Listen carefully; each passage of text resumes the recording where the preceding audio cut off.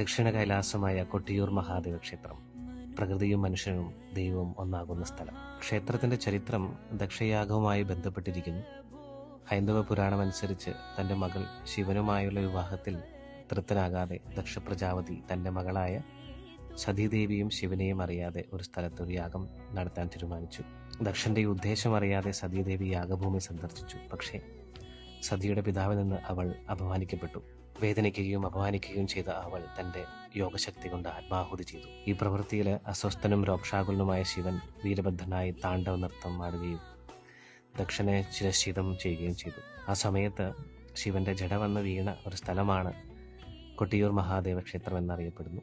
ദക്ഷയാഗം നടന്ന സ്ഥലമാണ് കൊട്ടിയൂരെന്നും ഒരു ഐതിഹ്യ കഥകൾ പറയുന്നുണ്ട്. ബാവലി നദിയുടെ എതിർത്തീരത്ത് അക്കരെ കൊട്ടിയൂർ, ഇക്കരെ കൊട്ടിയൂർ എന്ന് രണ്ട് ക്ഷേത്രമുണ്ട്. മെയ് ജൂൺ മാസത്തിൽ വരുന്ന ക്ഷേത്രത്തിലെ വാർഷിക ഉത്സവമായ വൈശാഖ മഹോത്സവ